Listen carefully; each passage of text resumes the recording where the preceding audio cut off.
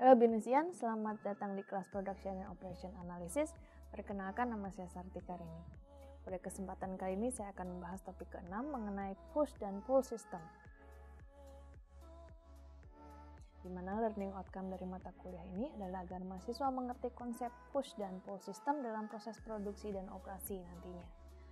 Selain itu, mahasiswa juga dapat mengimplementasikan konsep push dan pull system sebagai alat bantu pengambilan keputusan dari manajemen perusahaan dalam mengendalikan persediaan. Baik, mari kita mulai. Apa itu yang disebut dengan pull dan push system? Pull system merupakan sistem proses mulai dari tahap pembelian hingga delivery customer yang hingga saat ini dianggap modern dan bisa mengikuti arah pasar. Sementara push itu mempresentasikan sebuah sistem operasi tradisional dan konservatif identik dengan aktivitas yang tidak memiliki nilai tambah atau istilahnya dengan pemborosan atau waste.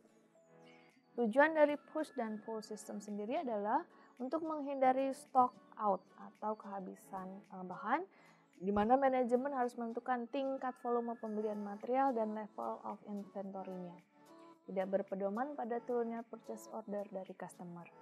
Dan ini juga merupakan acuan, yaitu dari forecasting atau peramalan dari tingkat penjualan. Sementara push system adalah sebuah mesin melakukan proses produksi tanpa harus menunggu permintaan dari mesin yang akan melakukan proses berikutnya. Push system juga merupakan aksi untuk mengantisipasi kebutuhan permintaan untuk mengurangi resiko kehabisan material atau barang.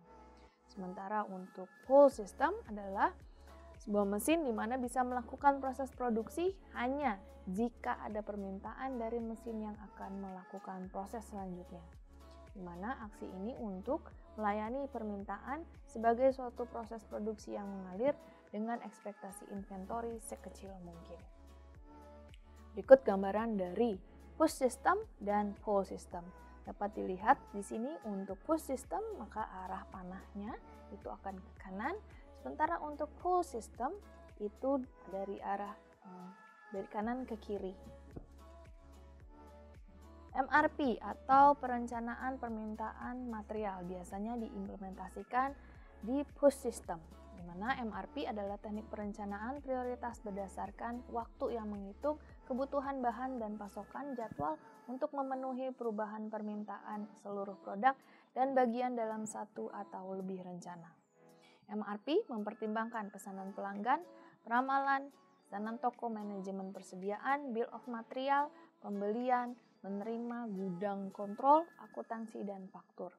Sementara MRP sendiri didasarkan pada filosofi bahwa setiap bahan baku, bagian, dan perakitan dibutuhkan dalam produksi harus tiba secara bersamaan pada waktu yang tepat untuk memproduksi barang-barang akhir dalam jadwal induk produksi atau MPS.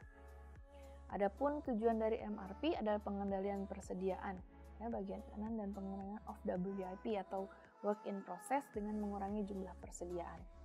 Menjaga prioritas order, menjauhkan due date-nya hari, dan layanan pelanggan yang lebih baik, mengurangi waktu tenggang atau lead time produksi dan pengiriman ke pelanggan.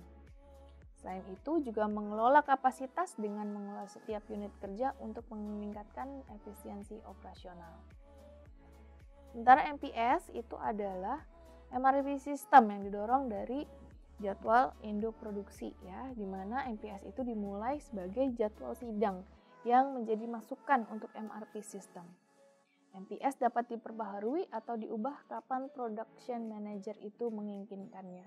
Hasil dari MPS adalah bill of material dan file status persediaan. Sebuah BOM adalah daftar bahan dan jumlah bahan yang diperlukan untuk memproduksi dalam satu unit produk. Dan file status persediaan adalah daftar semua bahan dalam persediaan. Jadi setiap material dalam persediaan mempunyai record sendiri-sendiri.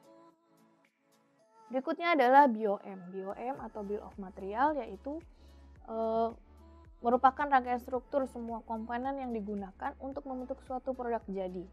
Di mana secara spesifik struktur BOM tidak saja berisi komposisi komponen, juga membuat langkah-langkah penyelesaian dari produk raw material menjadi produk jadi. Di mana BOM terdapat struktur produksi yang berisi informasi tentang hubungan antara komponen dari satu perakitan. Ini contoh dari perhitungan MRP.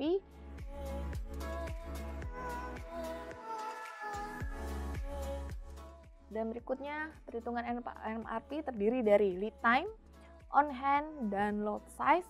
Dan banyak cara untuk menghitung, mengukur ukuran load size, yaitu dengan cara EOQ, Economic Order Quantity, maupun ROP atau Reorder Point.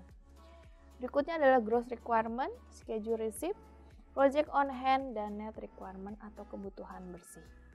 Ini ada beberapa contoh formula-formula dari Economic Order Quantity, lalu ada Reorder Point, dan juga kebutuhan bersih.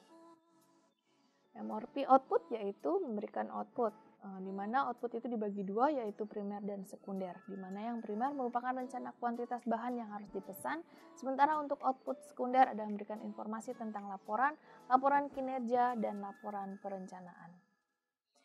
Sementara untuk just in time yang kita gunakan dalam pull system, yaitu suatu sistem produksi yang digunakan untuk memenuhi kebutuhan pelanggan pada waktu yang tepat sesuai dengan jumlah yang dikehendaki.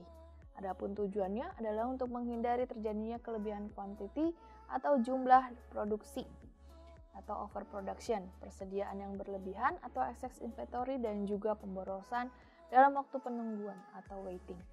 Dengan adanya sistem JIT, kita dapat mengatasi 3 pemborosan, yaitu overproduksi, excess inventory, juga waiting, di antara 7 pemborosan lainnya.